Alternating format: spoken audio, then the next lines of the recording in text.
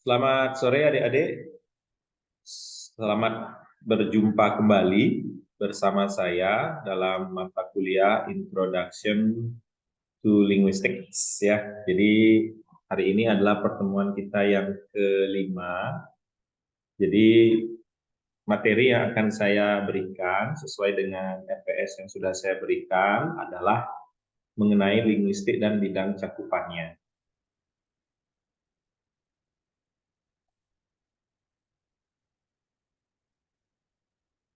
Yang pertama, saya akan menjelaskan mengenai definisi linguistik dan nanti dilanjutkan dengan penjelasan mengenai definisi linguistik dari berbagai ahli linguistik. Yang pertama, secara umum, saya akan memberikan definisi mengenai apa linguistik itu. Linguistik adalah ilmu yang mempelajari bahasa, termasuk cara bahasa digunakan untuk berkomunikasi, struktur bahasa, asal-usul bahasa, serta bagaimana bahasa mengalami perubahan. Ini mencakup berbagai aspek bahasa seperti fonologi, morfologi, sintaksis, semantik, dan banyak lagi. Berikut adalah definisi linguistik dari para ahli linguistik. Jadi secara umum, seperti yang sudah saya jelaskan, definisi linguistik itu adalah ilmu yang mempelajari bahasa secara sistematik.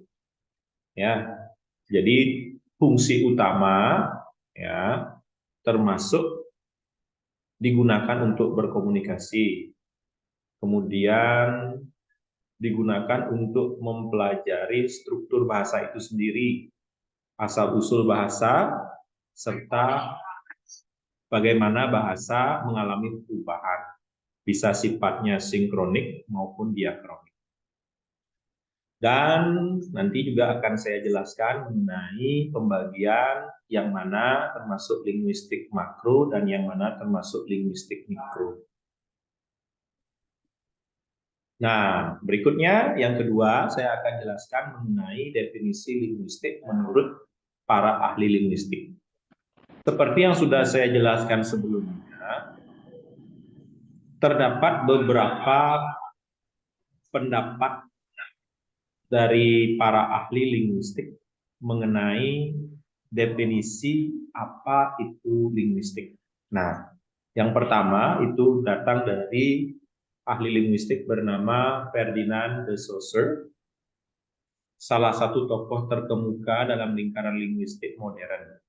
Saussure mendefinisikan linguistik sebagai ilmu yang mempelajari tanda-tanda dalam masyarakat.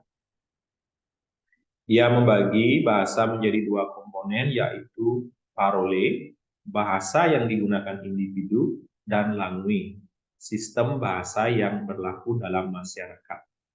Sekaligus, beliau juga dikenal sebagai Bapak Linguistik Modern.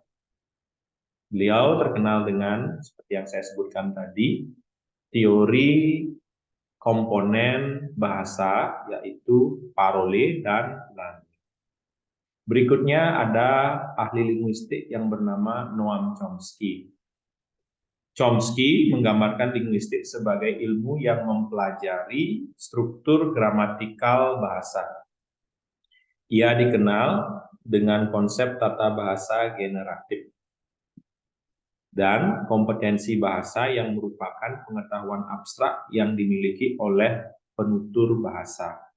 Jadi menurut Chomsky, kompetensi bahasa merupakan pengetahuan abstrak dan ia menggambarkan linguistik sebagai ilmu yang mempelajari struktur gramatikal bahasa. Jadi lebih ke pengetahuan gramatikal itu sendiri. Yang ketiga ada ahli linguistik yang bernama Bloomfield. Bloomfield memberikan definisi linguistik yang lebih umum. Linguistik adalah ilmu tentang bahasa yang dilakukan dengan metode ilmiah. Dia menekankan penggunaan metode ilmiah dalam penelitian linguistik. Jadi Bloomfield mendefinisikan bahwa ilmu atau linguistik itu adalah ilmu bahasa yang dilakukan dengan metode ilmiah. Jadi semua sifatnya scientific ya, atau mengandung unsur-unsur keilmiahan. Yang keempat ada ahli linguistik bernama Edward Sapir. Sapir berfokus pada aspek antropologis bahasa. Menurutnya, linguistik adalah ilmu yang mempelajari hubungan antara bahasa dan budaya. Ia menyoroti peran bahasa dalam mencerminkan pemikiran dan realitas budaya. Jadi Edward Sapir lebih tertarik mendefinisikan linguistik sebagai ilmu yang mempelajari hubungan antara bahasa dan budaya. Lebih ke sosiolinguistik. Kemudian ada William Labov, seorang tokoh dalam sosiolinguistik yang menggambarkan linguistik sebagai ilmu yang memeriksa variasi dalam masyarakat. Ia menekankan peran sosial dan faktor-faktor sosial dalam penggunaan bahasa. Jadi Labov juga lebih memfokuskan definisi linguistik itu sebagai ilmu yang mempelajari variasi bahasa dalam masyarakat. Jadi peran sosial dan faktor-faktor sosial sangat berpengaruh dalam penggunaan bahasa sehari-hari. Dan yang keenam, ada ahli linguistik bernama George Yule dalam bukunya yang terkenal The Study of Language. Yule menggambarkan linguistik sebagai kajian ilmiah terhadap bahasa dan perilaku manusia dalam menggunakannya. Jadi George Yule di sini lebih menekankan definisi linguistik sebagai kajian ilmiah terhadap bahasa dan perilaku manusia dalam menggunakan. Ada bahasa dan perilaku manusia dalam menggunakan bahasa itu sendiri seperti apa, lebih ke praktisnya. Berikutnya, nah seperti yang sudah saya jelaskan di awal, saya akan menjelaskan juga mengenai bidang cakupan linguistik. Jadi, linguistik itu sendiri terdiri dari dua jenis bidang cakupan. Yang pertama adalah linguistik makro, sedangkan yang kedua adalah linguistik mikro. Linguistik makro adalah pendekatan yang lebih luas dalam studi bahasa. Ini mencakup analisis bahasa dalam konteks sosial, budaya, sejarah, dan makro struktur bahasa. Beberapa cakupan linguistik makro melibatkan, nanti akan saya jelaskan. Jadi saya berikan dulu definisinya, kemudian nanti bagian-bagian dari linguistik makro. Setelah saya menjelaskan definisi dari linguistik makro dan mikro, baru saya akan menjelaskan bagian-bagian dari cakupan linguistik tersebut. Yang kedua ada linguistik mikro. Linguistik mikro adalah pendekatan yang lebih sempit dan fokus pada aspek-aspek yang lebih kecil dalam analisis bahasa. Ini termasuk pemeriksaan struktur internal bahasa seperti suara, fonetik dan fonologi, kata, morfologi, kalimat, sintaksis, dan makna semantik. Contoh cakupan linguistik mikro meliputi, ya nanti akan saya jelaskan. Jadi secara garis besar, linguistik makro merupakan pendekatan atau bagian dari cakupan ilmu linguistik yang berfokus pada analisis bahasa berdasarkan konteks sosial, budaya, sejarah, dan makro struktur bahasa tersebut. Sedangkan linguistik mikro lebih mengutamakan pendekatan pada aspek-aspek yang lebih kecil dalam analisis bahasa. Misalnya, struktur internal bahasa seperti suara, kata, kalimat, dan makna. Oke, secara lebih detail saya akan jelaskan di slide berikut. Nah, berikut saya akan jelaskan pembagian dari linguistik makro. Apa saja cabang-cabang ilmu dari linguistik makro. Yang pertama ada sosiolinguistik. Bidang ini memeriksa hubungan antara bahasa dan faktor-faktor sosial seperti kelas sosial, etnisitas, gender, dan status sosial. Sosiolinguistik mempelajari variasi bahasa yang terjadi dalam masyarakat dan cara penggunaan bahasa mencerminkan dan mempengaruhi struktur sosial.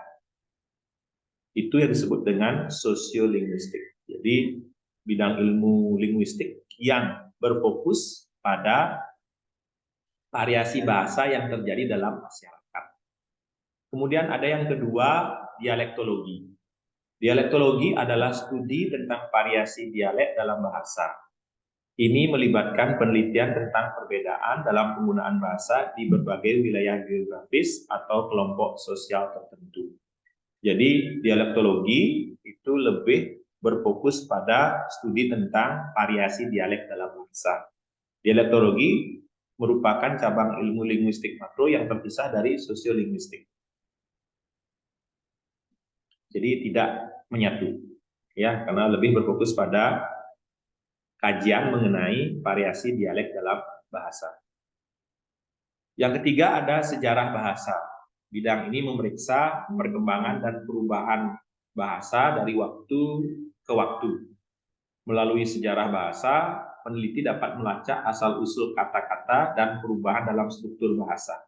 Nah, jadi sejarah bahasa ini mencakup apa yang saya sebutkan tadi, yaitu sejarah bahasa yang berubah dari waktu ke waktu dan juga asal-usul kata dan perubahannya.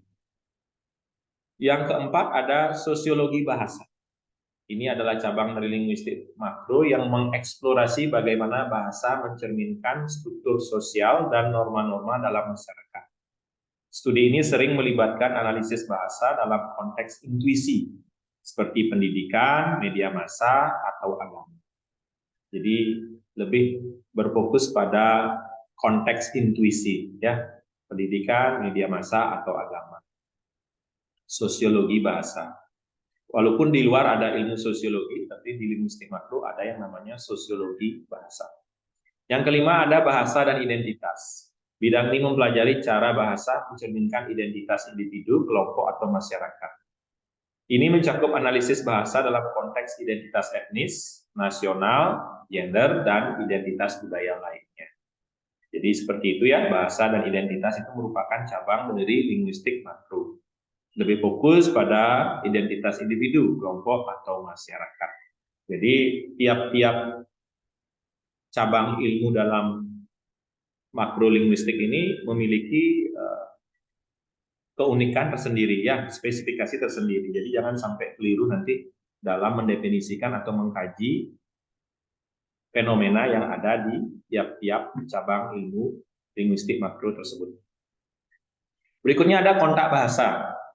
Kontak bahasa adalah studi tentang interaksi antara bahasa yang berbeda dalam konteks komunikasi antar budaya. Ini mencakup topik-topik seperti pidgin, kreol, dan efek kontak bahasa pada bahasa asli. Jadi ketika nanti adik-adik menemukan fenomena pidgin, kreol, dan efek kontak bahasa pada bahasa asli, itu merupakan cabang linguistik makro yang berhubungan dengan kontak bahasa. Kemudian yang ketujuh ada bahasa dan budaya. Linguistik makro menyoroti peran bahasa dalam membentuk dan mencerminkan budaya. Ini melibatkan pemahaman tentang bagaimana bahasa mempengaruhi cara kita berpikir, berperilaku, dan berinteraksi dalam masyarakat. Jadi ada kajian yang berhubungan dengan bahasa dan budaya. Jadi lebih berfokus pada bagaimana bahasa mempengaruhi cara berpikir, berperilaku, dan berinteraksi dalam masyarakat. Yang kedelapan ada antropologi linguistik. Cabang ini menggabungkan antropologi dengan linguistik untuk memahami bagaimana bahasa dan budaya saling terkait. Jadi dalam antropologi linguistik ada penggabungan antara, ya silakan masuk, linguistik dengan antropologi itu sendiri. Jadi sebagaimana kita tahu ada cabang ilmu antropologi. Nah, dalam linguistik makro ada antropologi linguistik. Jadi ada hubungan saling keterkaitan antara antropologi dan linguistik itu sendiri. Bagaimana caranya bahasa dan budaya saling berkaitan atau saling mempengaruhi. Itu yang disebut dengan antropologi linguistik. Berikutnya ada etnografi komunikasi. Studi ini berfokus pada analisis komunikasi dalam konteks budaya dan masyarakat tertentu. Etnografi komunikasi mencoba memahami praktik komunikasi dalam konteks sehari-hari. Ya, silakan Mas. Sorry. Jadi secara umum, dapat saya simpulkan, linguistik makro membantu kita memahami peran bahasa dalam konteks masyarakat dan budaya yang lebih besar. Ini mencakup penelitian yang lebih luas dan analisis sosial dari bahasa. Memungkinkan kita untuk memahami cara bahasa mempengaruhi dan dipengaruhi oleh lingkungan sosialnya. Berarti secara makro, linguistik itu lebih terpengaruh pada lingkungan sosial dan budaya. Beda nanti dia dengan linguistik mikro yang akan saya jelaskan berikutnya, yang dipengaruhi oleh faktor internal dari bahasa itu sendiri. Nah, berikutnya saya akan jelaskan mengenai linguistik mikro dan cabang-cabang dari cakupan linguistik mikro itu sendiri. Apa saja bagian-bagian atau sub disiplin dari linguistik mikro. Yang pertama ada fonetik. Fonetik adalah studi tentang produksi, transmisi, dan persepsi suara dalam bahasa. Ini mencakup analisis suara-suaranya seperti konsonan, vokal, intonasi, dan aksen dalam berbagai bahasa. Nah, jadi nanti tolong, ini dibedakan ya dengan fonologi. Ada fonetik, ada fonologi. Supaya nanti adik-adik tidak bias dalam memahami definisinya dan nanti mengkaji fenomena atau teori yang digunakan. Yang kedua ada fonologi. Fonologi adalah analisis terstruktur dari fonem-fonem dan aturan-aturan fonologi yang mengatur pengucapan suara dalam bahasa.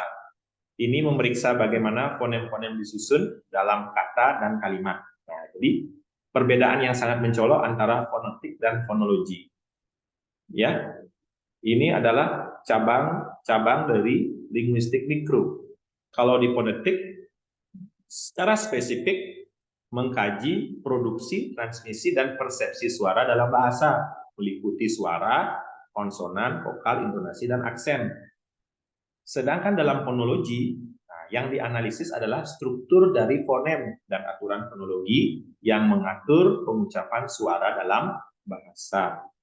Bagaimana fonem-fonem disusun dalam kata dan kalimat. Kemudian ada yang ketiga, morfologi. Morfologi adalah studi tentang struktur internal kata seperti morfem, unit terkecil yang memiliki makna, dan cara kata-kata dibentuk. Ya, morfologi seperti yang sudah saya sebutkan beberapa minggu lalu, yaitu ilmu linguistik mikro yang mempelajari tentang struktur internal kata. Ya, bagaimana pembentukan kata, awalan, sisipan, akhiran, termasuk morfem. Nah, nanti itu akan diberikan ya mata kuliahnya di semester berikutnya ya. Untuk adik-adik yang baru menginjak di semester 1 mungkin masih awam. Nah, mata kuliah ini adalah pengenalan terhadap materi linguistik secara lebih detail ya, pengenalan. Makanya disebut dengan introduction to linguistik. Jadi adik-adik harus sudah tahu konsepnya ya, yang mana linguistik makro, yang mana linguistik mikro beserta pembagiannya. Nanti ketika adik-adik menerima atau mengikuti perkuliahan masing-masing mata kuliah ini sudah paham tentang definisi, bahkan nanti sudah tahu bagaimana cara mengkaji fenomena yang ada di masyarakat dalam setiap bahasa yang akan dianalisis atau dikaji. Berikutnya ada sintaksis. Sintaksis adalah analisis tata bahasa dan hubungan antara kata dalam kalimat. Ini melibatkan pemahaman tentang bagaimana kata-kata diatur untuk membentuk kalimat yang bermakna. Nah, tadi kata, sekarang kalimat. Jadi untuk lebih besar lagi, itu masuk ke sintaksis. Bagaimana kata itu diatur membentuk kalimat yang bermakna. Ya, seperti subjek, predikat, objek, keterangan. Nah, itu masuk ke dalam kajian sintaksis. Kemudian ada semantik. Semantik adalah studi tentang makna dalam bahasa. Ini mencakup analisis makna kata, frasa, dan kalimat, serta hubungan makna antara unsur-unsur bahasa. Jadi itu semantik ya, makna. Ya, makna konotatif, denotatif. Nah, seperti itu contoh. Nah, itu biasa yang dikaji dalam kajian semantik. Yang berikutnya ada pragmatik. Pragmatik adalah studi tentang hubungan antara bahasa dan konteks komunikasi. Ini melibatkan pemahaman bagaimana makna bahasa dipahami dalam situasi komunikasi dan bagaimana implikator dan tindakan komunikasi terjadi. Jadi dalam pragmatik beda konteksnya, beda maknanya. Ya, ketika adik-adik berbicara pada suatu konteks yang berbeda, bisa berbeda maknanya, tidak selalu sama. Karena yang menentukan makna dari setiap ucapan atau tuturan itu konteks pembicaraan. Silakan masuk. Ya, silakan. Yang ketujuh ada diskursus. Ya, analisis diskursus atau lebih dikenal dengan diskurs. Ya, melibatkan studi tentang teks dan tuturan yang lebih besar, seperti wacana dan narasi. Ini mencakup cara teks atau tuturan mengatur makna dan hubungan antara proposisi dalam teks. Nah, ini lebih ke mungkin bagiannya ada cohesive devices, ya. Nah, itu kemudian ada bagian-bagian yang lain seperti elipsis, pelesapan. Nah, itu mungkin nanti bisa dikaji dalam kajian discourse analysis atau diskursus. Oke, silakan masuk. Ya. Yang berikutnya ada yang namanya psikolinguistik. Psikolinguistik adalah cabang linguistik yang memeriksa bagaimana manusia memproses bahasa dalam pikiran dan otak mereka. Ini mencakup studi tentang pemahaman bahasa, produksi bahasa, dan memori bahasa. Ada ilmu atau kajian psikologi, dan di linguistik ada yang namanya psikolinguistik. Jadi cabang ilmu linguistik yang khusus ya memeriksa bagaimana manusia memproses bahasa dalam pikiran dan otak mereka. Ya, mencakup tentang pemahaman bahasa, produksi bahasa, dan memori bahasa. Bagaimana bahasa itu diperoleh, ya mungkin dari bayi sampai dewasa. Nah, itu mungkin masuk ke dalam ya psikolinguistik. Ya, secara lebih teknisnya nanti akan diajarkan di semester berikutnya. Jadi mungkin adik-adik akan dapat mata kuliah psikolinguistik atau akan digabung dengan mata kuliah yang lain. Ya. Kemudian ada neurolinguistik. Ya, neurolinguistik adalah studi tentang koneksi antara bahasa dan otak manusia. Ini melibatkan pemahaman tentang area otak yang terlibat dalam pemrosesan bahasa. Ya, jadi ada psikolinguistik yang berhubungan dengan psikologi dalam pemerolehan bahasa, ada yang namanya neurolinguistik, ya, ilmu linguistik yang memiliki hubungan dengan bahasa dan otak manusia, dengan neuron saraf. Ya, makanya disebut dengan neurolinguistik. Ya. Kemudian ada yang disebut dengan linguistik kognitif. Linguistik kognitif adalah studi tentang cara bahasa mencerminkan pemikiran manusia dan cara kita mengorganisasi informasi dalam bahasa. Ya, tadi sudah ada neuro, sekarang ada kognitif. Kognitif itu lebih ke tentang cara bahasa mencerminkan pemikiran manusia. Kita berbahasa, jadi mencerminkan pemikiran kita. Nah, itu dikaji dalam linguistik kognitif, bagaimana kita mengorganisasikan informasi dalam bahasa. Nah, itu dikaji dalam linguistik kognitif. Jadi secara dapat saya simpulkan bahwa linguistik perlu membantu kita memahami struktur dan makna bahasa dengan mendalam. Ini mencakup analisis yang lebih rinci tentang unsur-unsur bahasa dan bagaimana mereka berinteraksi dalam komunikasi. Jadi seperti itu ya. Antara linguistik makro dan mikro ada perbedaan yang cukup signifikan. Sekali lagi, saya ingin menekankan linguistik makro lebih memfokuskan pada kajian antara bahasa dengan lingkungan sosial dan budaya. Sedangkan linguistik mikro lebih memfokuskan pada kajian di internal bahasa itu sendiri, seperti bunyi, kata. Ya, silakan masuk. Ya, makna. Nah, itu masuk ke linguistik mikro. Nah, jadi adik-adik silakan supaya bisa memahami definisi dari masing-masing cakupan linguistik tersebut.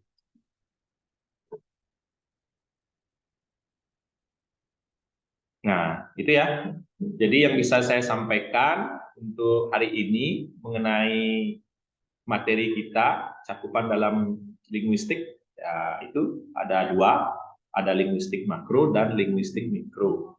Dan selanjutnya, seperti biasa, di akhir penjelasan, saya berikan tugas berupa latihan. Nanti silakan ini dijawab dan di posting atau dikumpul melalui akun e-kampus adik-adik ya. Nanti kalau memang ada kendala silakan dikirim lewat WA saya. Tapi coba dulu diposting di kampusnya ya supaya tidak nanti terlalu banyak di WA saya, penuh di WA saya. Ya, kalau penuh WA saya nanti saya tidak bisa buka file, meledak HP saya. Iya. Kecuali ada yang mau beliin Bapak iPhone 15 ya. Biar yang 1 tera itu ya. Ya, iuran ya ada jadinya. Ya, itu baru bisa penuh itu ya. Karena HP Bapak ini HP-nya dulu ya. Oke, sampai di situ dulu yang bisa Bapak sampaikan untuk hari ini. Jadi sekarang Bapak buka sesi untuk tanya jawab. Mungkin ada pertanyaan mengenai apa yang sudah Bapak sampaikan atau mengenai tugas yang Bapak berikan. Silakan. Sambil saya menunggu pertanyaan dari adik-adik, saya kirimkan link untuk absensi.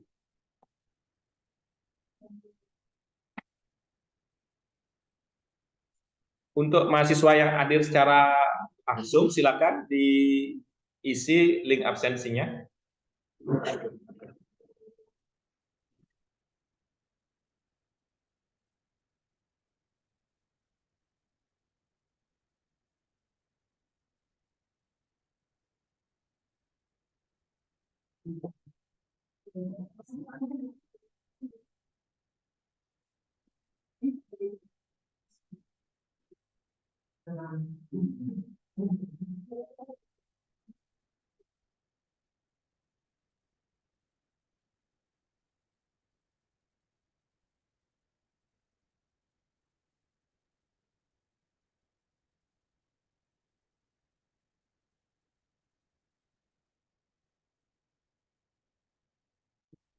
Oke, itu ya, sudah Bapak kirimkan linknya, silakan diisi.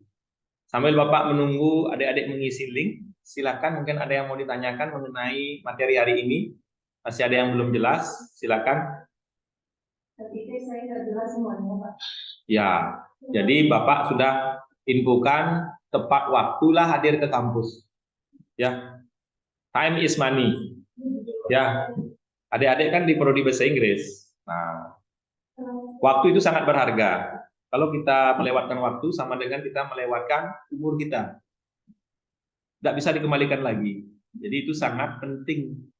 Bapak aja bisa lebih awal hadir. Masa adik-adik tidak?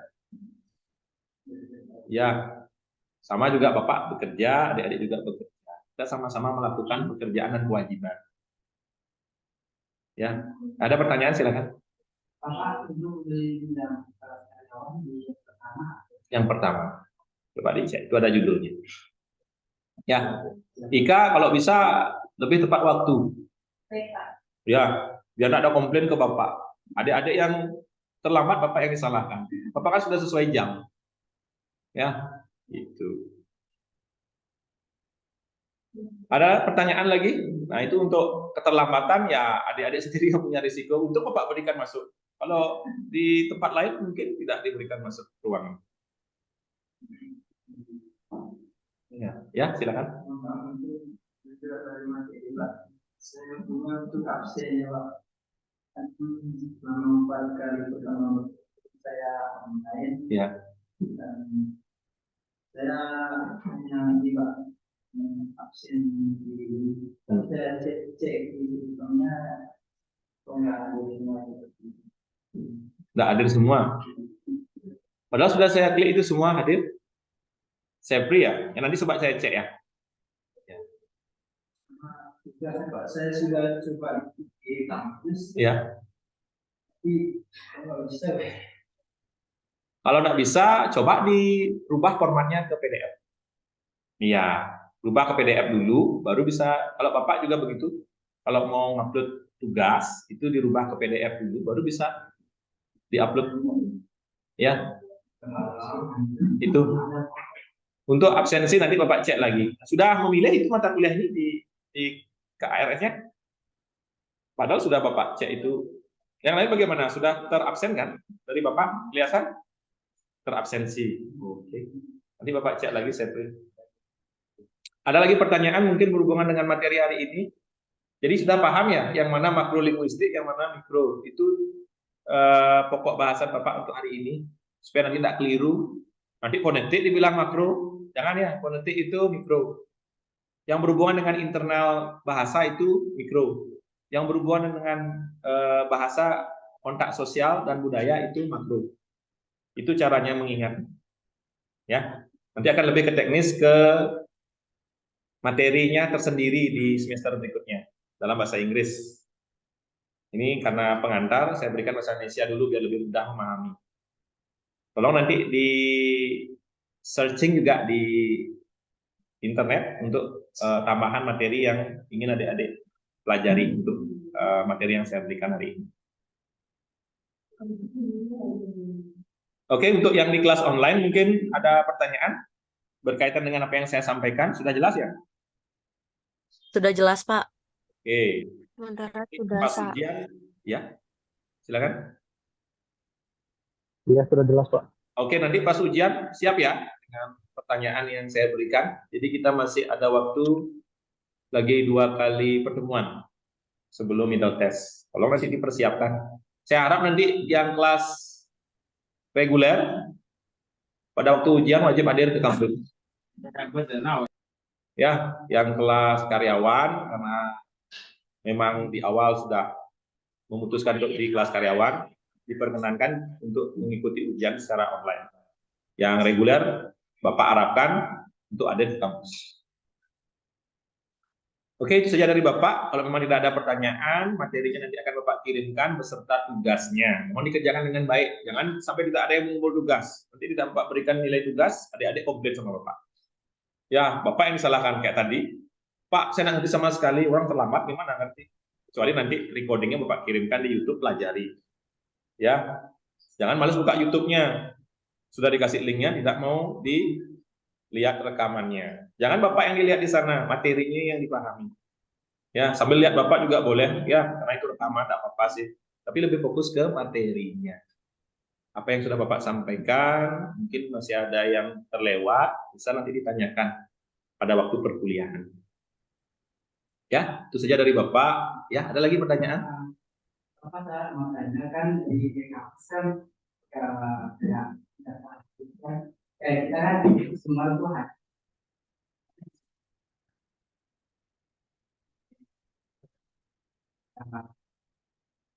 Nanti bisa disesuaikan dengan